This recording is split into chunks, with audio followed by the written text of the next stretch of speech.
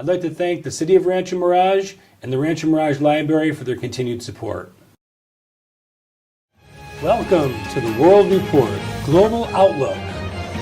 World leaders are starting to look Trumpian. Kim Jong-un, Angela Merkel, and the latest, Emmanuel Macron from France. Maury, when we first heard that Donald Trump was going to be president, the stock market was going to crash. We were going to have a depression. The sea level was all going to rise. We were all going to drown. We were going to die. This was going to be the biggest mistake in the history of the world. The world would hate us. The leaders. Isn't it interesting how Kim Jong-un is coming around? He wants to make peace with South and with us now. Unbelievable. He's already met with the head of South Korea. They hated each other. Now they're saying hello. And Macron of France is now his little best buddy. Isn't it interesting how everything has turned out the way Trump said it would? You just mentioned what I'd like to take a couple minutes to discuss, and that's Macron. Now, that is one of the most unusual things that have ever happened in France. If you look at the history of France, do you know the last time they had a great leader was a man by the De Gaulle? No, Napoleon Bonaparte.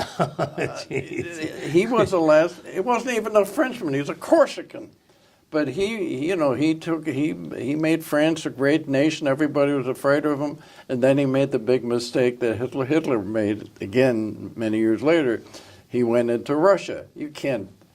If you look at a map of the world, for God's sake, there is no way you're ever going to beat the Russians. I mean, it's impossible. It's too big. It's the largest landmass in the world. Now, he is a very interesting guy.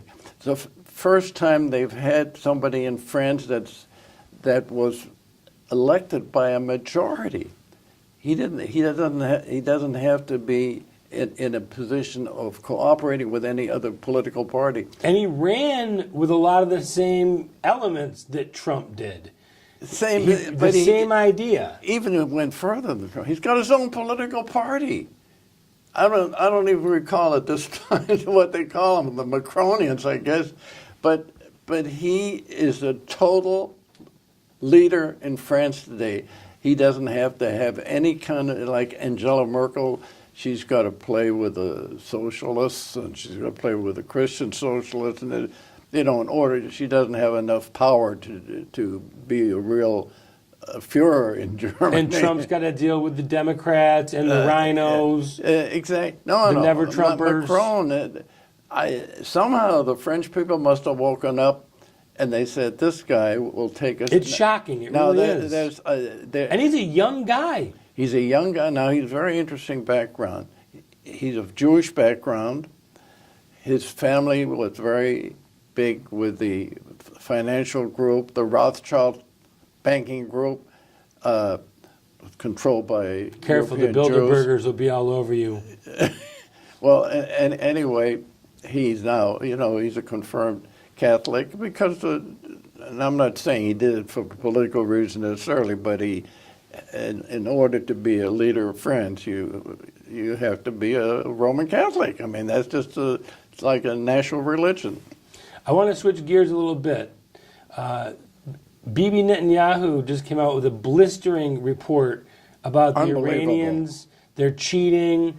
They're never being interested one iota in holding up their end of the deal. How they played Obama, or how Obama let them be played. However you want to look at it, the Iranians have been lying and cheating all along, and Netanyahu just called them out, and it's just before we're about to pull out of the Iran agreement. What do you think about this development? Well, first of all, I am absolutely astounded. I saw the TV show. I'm astounded that he got a hold of all this information. He didn't talk about it, I was told, or... No, he was up there with PowerPoint facts. I know it. I don't know how he was able to do that. It's like he had somebody working for him, which he may have. And he's had this information for the last 2 years at least, because that's about when we started this whole Iran No, he doesn't go nonsense. back that far. A lot of the stuff they've done in the last 2 years. That's what I'm saying. Yeah. It's evolved in the last 2 years after we were sold out by our great President Obama, who also and Kerry and Clinton. No, let's talk about Obama. He shipped $150 billion by American plane in the middle of the night to in cash on pallets. In cash. That's now even a bigger thing than that. We unfroze a lot of the Iranian assets that had been frozen from the Iranian Revolution. Yes. Not just 150 billion, but all the money that we allowed them to continue to use in their banking systems that we had frozen for 30 years. Absolutely correct.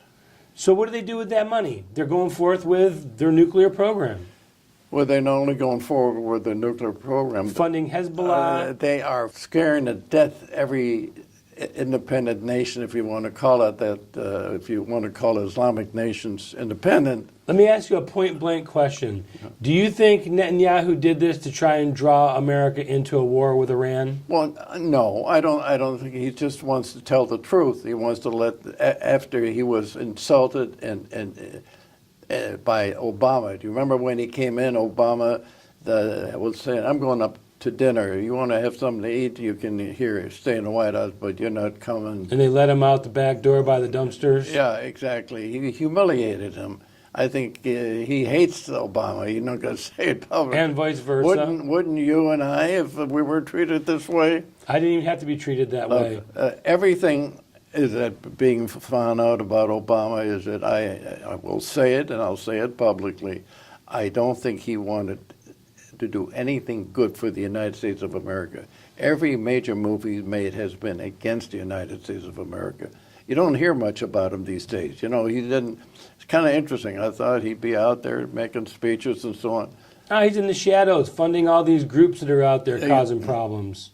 Well, him and his buddy George Soros. He and George Soros are buddies. Absolutely.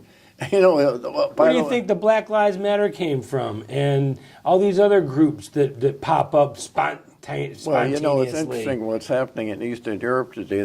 Orban, who is a new top guy in Hungary, he would never let George Soros in. He hates him, and he's very buddy-buddy with Netanyahu. So you've got all kind of new connections coming one way or the other. And you got the Russians involved in the Middle East now.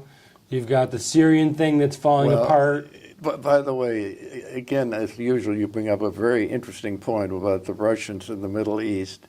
Do you know the czars for centuries wanted to have a warm water seaport? They were never able to get it. Who got it? Vladimir Putin. Without firing a shot. Without firing. He's got two. He's got two major seaports on the Mediterranean, which are part of Syria. And this guy who is running Syria today is a bad guy. Assad? Yeah. Well, just like you talked about earlier, you know, sometimes the bad guy is better than the unknown guy. That's true. When you take out Saddam Hussein, you end up with ISIS. When you take out Gaddafi, you end up with something worse. Oh, I see what you mean. If you're going to take out Assad, you're probably going to get something worse. Yeah, you don't have the balance of power anymore. Exactly.